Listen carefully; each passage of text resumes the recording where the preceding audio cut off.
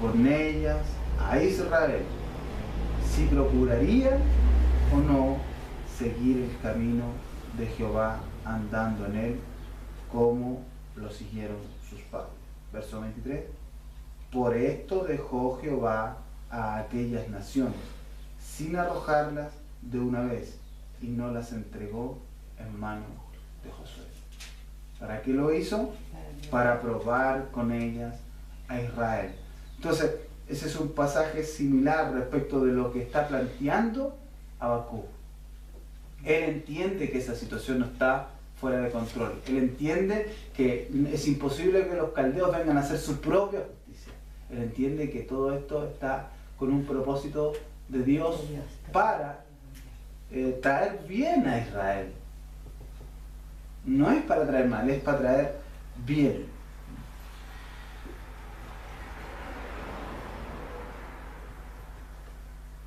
Él dice que no entiende completamente toda esta situación, pero está bien seguro de que no seremos exterminados, no moriremos, ¿cierto? Está tratando de conformarse en ese principio, pero aún hay respuestas que quedan sin responder. Y ahí vamos a ir a la pregunta que normalmente nosotros hacemos y que es en el fondo el tema central también de este sermón. Y el título, hacía mención al título que le pone Martin Lloyd Jones, ¿estadios de vacaciones? ¿Qué pasa con Dios cuando vemos nosotros estas situaciones, la guerra, los pleitos, las enfermedades, las pestes, el problema del mal? ¿Qué pasa con eso? ¿Dónde está Dios? Y si esa es la pregunta principal en la cual Habacuc se hace y en donde viene su cuestionamiento. Si tú eres un Dios santo, si tú eres un Dios justo, entonces ¿por qué pasa esto? Es algo con lo que nosotros lidiamos normalmente. Aún como creyentes nos cuesta lidiar con eso y tener una respuesta adecuada. Pero ya vamos a ver cuál debe ser la posición que nosotros debemos ocupar en esta situación. Lo podemos entender intelectualmente, pero llevarlo a la práctica, asimilarlo y tomarlo es otra cosa que requiere un proceso. Este no será el fin de la historia de Israel, si bien por la descripción hecha, muy pocos de nosotros quedaremos y seremos llevados en cautiverio. Esa es la situación. Dios no va a destruir realmente o totalmente Israel porque Él ha prometido. Hay promesa, hay un pacto de Dios con Israel, con su pueblo, con sus elegidos. ¿Ya? Pero sin embargo va a seguir el proceso de crisis, el proceso de, ¿qué es lo que significa la palabra crisis? Castigo. Pero sabemos que cuando Dios nos castiga a sus hijos para bien. Y ese sería el proceso de disciplina en el tiempo de cautiverio en el cual iban a ser llevados. Sin embargo, quedará un remanente, ¿cierto? Que pues el Dios Todopoderoso es aún Dios y está utilizando a los caldeos para hacer algo que contribuye al propósito del pacto. Porque el propósito del pacto es que Dios prepara un pueblo celoso de buenas obras. Él prepara un pueblo santo. Y esto es radical. Yo estuve estudiando ayer en la tarde mientras repasaba lo que tenía que ver con relación al sermón. La santidad de Dios en los atributos de Arthur Pink, y es tremendo como Dios no puede realmente, Él no soporta el pecado. Él no tiene ninguna relación con el pecado y con la maldad, con el abuso, con la injusticia. De manera que cualquier doctrina que da base o pie para sustentar y mantener el pecado dentro de sus filas es una falsa doctrina. El pecado requiere castigo. Sin derramamiento de sangre, dice Hebreos capítulo 9, verso 22, no hay perdón de pecados. Y por eso que Él castigó de esa manera a Jesús en la cruz. Ahora, si leemos Habacuc, ahí en el capítulo 1, el verso 12, no moriremos. Oh Jehová, para juicio lo pusiste, y tú, oh roca, lo fundaste para castigar. Dios castigó de manera severa el pecado. ¿En quién? En su Hijo. Este no será el fin de la historia de Israel. El Dios Todopoderoso aún está utilizando a los caldeos para hacer algo que contribuye al propósito del pacto. Dios no está demostrando debilidad con esto. No está siendo derrotado, que es muchas veces la posición que nosotros tomamos en estas situaciones, ¿cierto? Y en virtud de lo que Dios es, está haciendo esto para su propio y gran objetivo. Isaías 46, verso 10.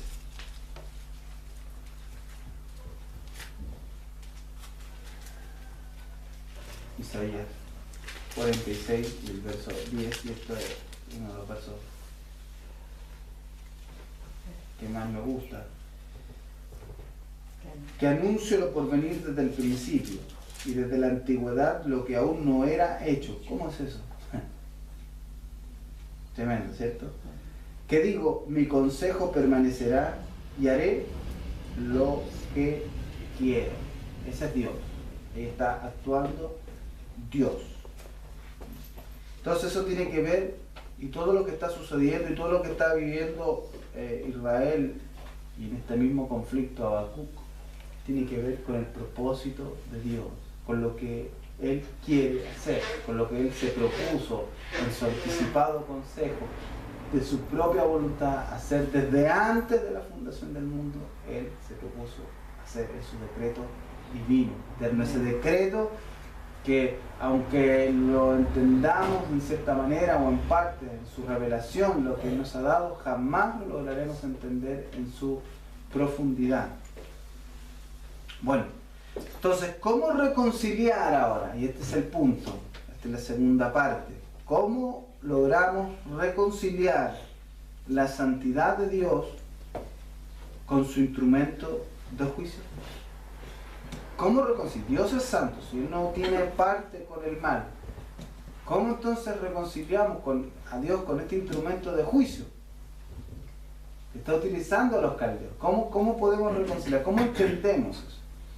Bueno, aquí vamos a abordar el segundo problema. Ya Habacuc tiene claro el primero, ¿no? Pero el segundo problema es el que tal vez inquieta a la mayor cantidad de cristianos muchas veces. ¿Cómo Dios lidia con esta situación?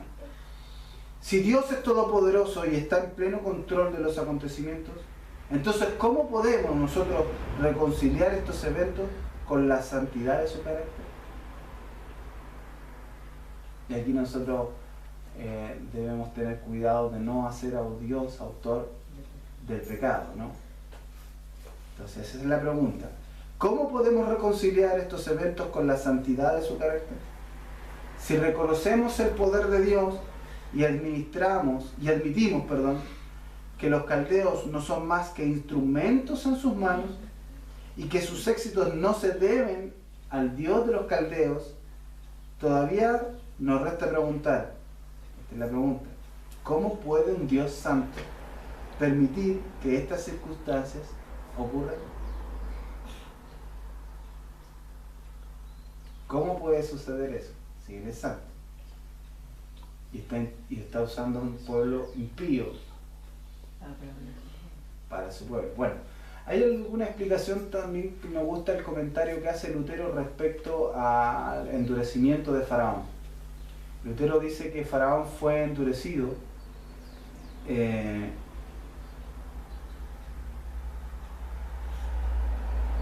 Dios endureció a Faraón de manera pasiva, es decir,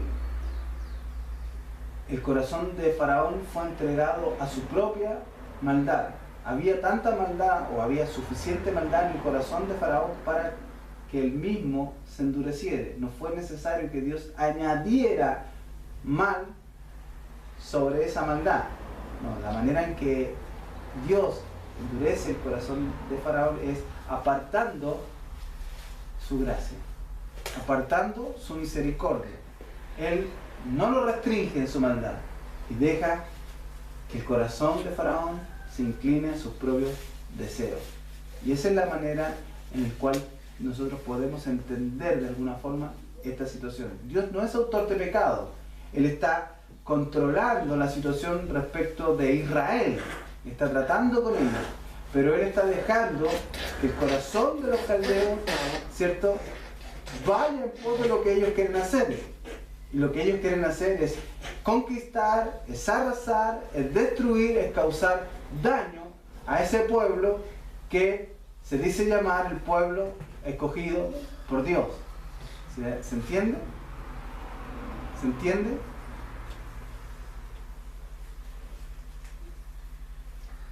Entonces, ¿cómo puede un Dios santo permitir que estas circunstancias ocurran? Bueno, Habacuc vuelve a aplicar el mismo método que utilizó anteriormente. ¿Cuál? Buscar la respuesta en Dios. Buscar un principio en Dios que le permita entender la situación. Yo les digo una cosa ahora. ¿Podremos nosotros entender a cabalidad cada situación que nos ocurre? ¿Siempre? No. No siempre vamos a entender, porque más altos que nuestros caminos son sus caminos. Y sus pensamientos no son nuestros pensamientos. Podemos entender lo que Él nos quiera mostrar, ¿cierto? Como le dice, ocultaré yo a mi amigo con el cual yo he hecho pacto, es decir, Abraham, lo que voy a hacer, y le declara lo que va a hacer respecto de la destrucción de Sodoma y de Gomorra, y ahí Abraham comienza a interceder por su sobrino Lot. Qué linda la figura ahí, ¿no? No podía interceder antes sin que Dios le mostrara lo que iba a hacer. Entonces él iba a interceder conforme al cariño que él le tenía a Lot, al amor que le tenía a su sobrino. No, estaba intercediendo conforme a la voluntad de Dios, que era sacar al justo Lot. Un Dios santo odia el pecado y no puede cometer maldad. Ese es el principio. Ahí está estableciendo. Un Dios santo odia el pecado y no puede cometer maldad. Él está tratando de hacer lo mismo que hizo anteriormente. Entonces comienza diciendo a él, vamos al texto. Dejemos que el texto lo diga. Verso 13. Aquí comienza él a establecer el segundo principio para poder entender cómo esto se puede relacionar con el carácter de un Dios santo, ¿cierto? Verso 13. Muy limpio eres de ojos para ver el mal. Ahí está él estableciendo los parámetros para poder entender lo que, o dar respuesta a la pregunta que él tiene. Muy limpio eres de ojos para ver el mal. Y añade, coma, ni puedes ver el agravio. Ese es Dios santo. Entonces, puedo dudar sobre muchas cosas, pero estoy seguro que Dios no puede ver el mal sino odiarlo. ¿Cómo, hermano? ¿Usted está diciendo que Dios odia? Dios lo detesta. Salmo 5:5.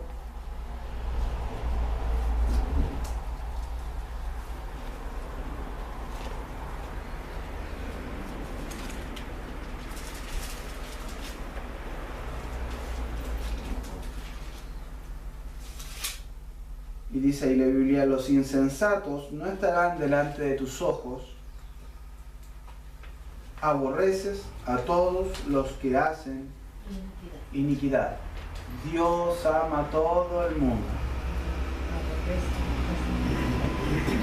Ahí contrastamos eso con lo que la Biblia nos enseña. Salmo 7:11.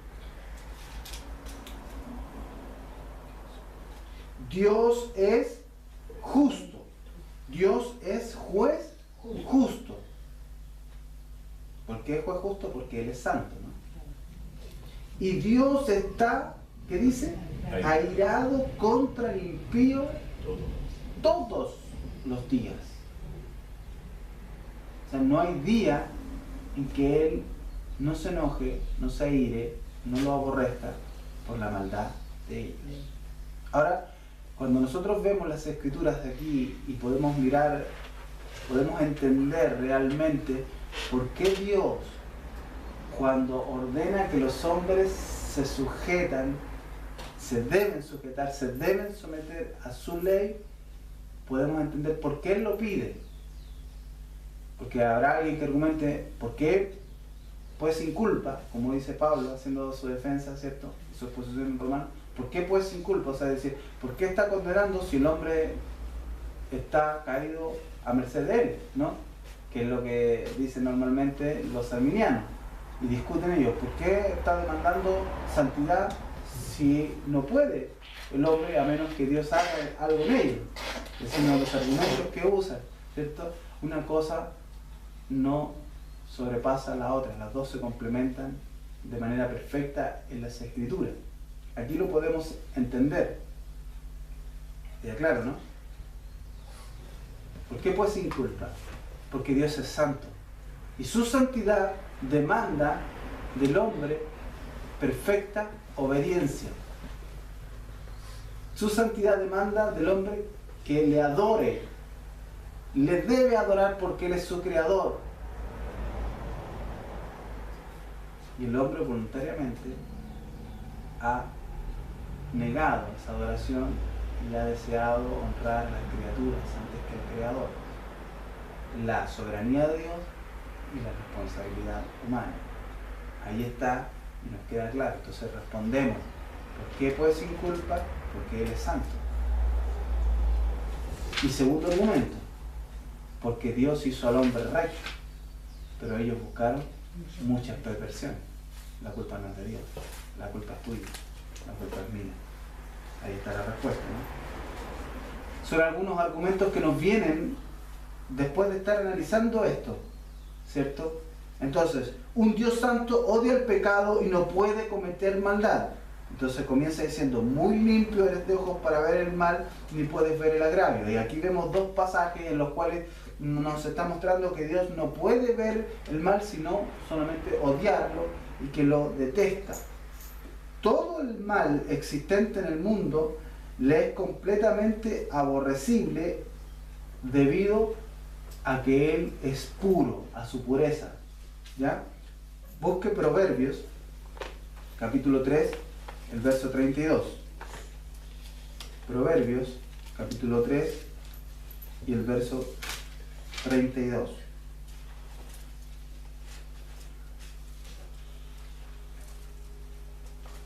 ¿Lo encontró? Entonces leemos. Porque Jehová abomina al perverso, mas su comunión íntima es con los justos. ¿Se da cuenta? Sus ojos son demasiado puros para mirar la maldad en forma complaciente. Eso es lo que está, muy limpio eres de ojos para ver el mal. El Dios tolerante que hoy día presentan muchas iglesias evangélicas, un Dios complaciente, un Dios que puede tolerar y soportar el pecado y mantenerlo, es un Dios falso, es un Dios, es un ídolo, no es un Dios, no es el Dios de las Escrituras. Un Dios sin justicia es un ídolo. Un Dios que no tiene santidad es un ídolo.